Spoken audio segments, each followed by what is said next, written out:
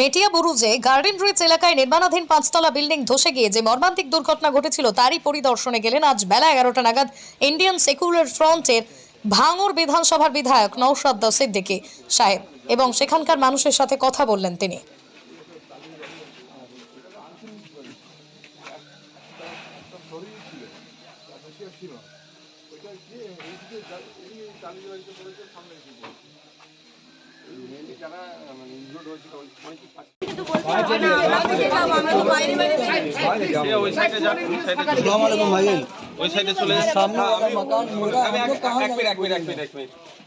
দেখেন আমি বাংলায় বলি সুবিধা হবে। আমি কিন্তু এখানে রাজনীতি করতে আসিনি, কোন দল না দল নয়। আমি কিন্তু আমার ভাই ক্ষতিগ্রস্ত হচ্ছে রমজান মাস, যাতে যাদের সমস্যা হয়েছে সমাধান হয়। আগামী দিনে এই ধরনের কারো গরিবের মাথায় না ছাদ পড়ে যায় ভেঙে, ওই জন্য আছে। আমাদের যে ঘরটা ভাঙা হয়েছে, আচ্ছা এবার হচ্ছে আপনারা ঠান্ডা মাথায় বলুন এবার কি হয়েছে।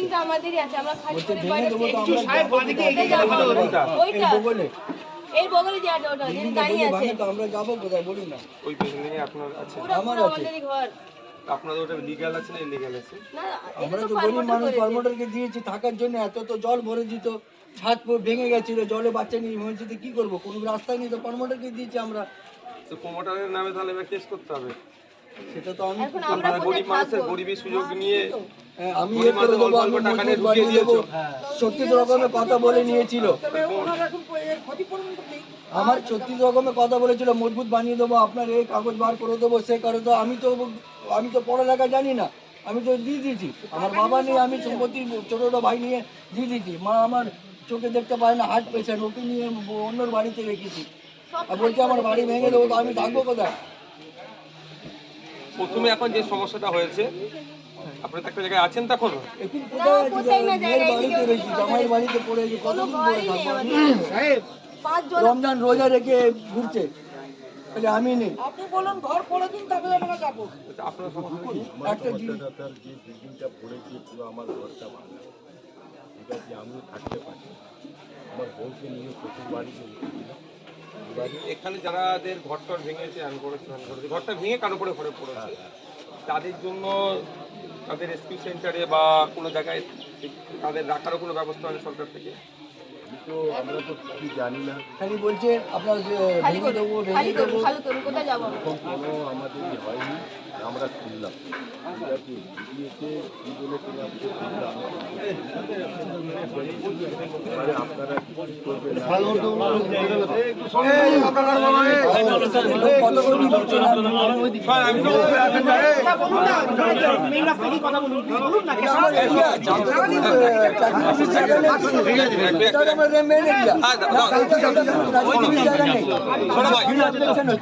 আমি আপনাকে বলি, এই যে পুলিশ প্রশাসন যারা আছেন, এদেরও কিছু করার নেই, কিছু বাধ্যবাধকতা আছে।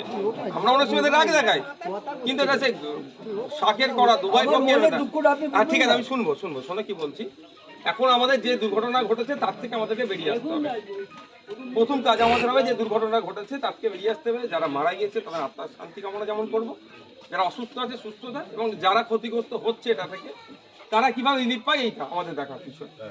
এটা এখানে রাজনীতির কিচ্ছু দরকার নেই আমাদের, এই জায়গাটা আমাদেরকে থাকতে হবে।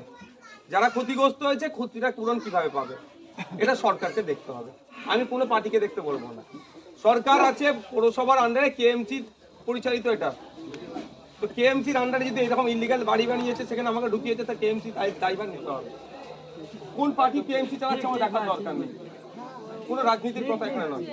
ঠিক আছে, এবার হচ্ছে প্রথম কথা হচ্ছে আমাদেরকে এটা রেস্কিউ হচ্ছে, এখানে পরিষ্কার পরিচ্ছন্ন হচ্ছে, পরিষ্কার পরিচ্ছন্ন হচ্ছে। সাথে সাথে যারা ক্ষতিগ্রস্ত হচ্ছে, আমি আজকেই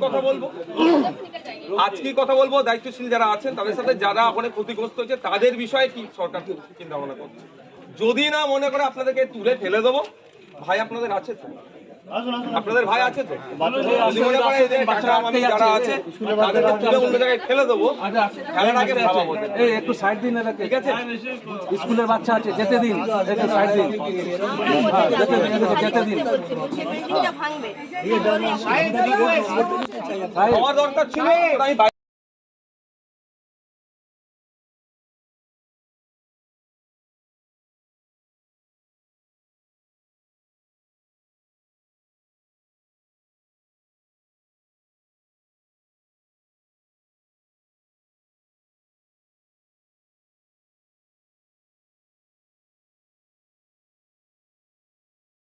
278 অথবা 9007427742।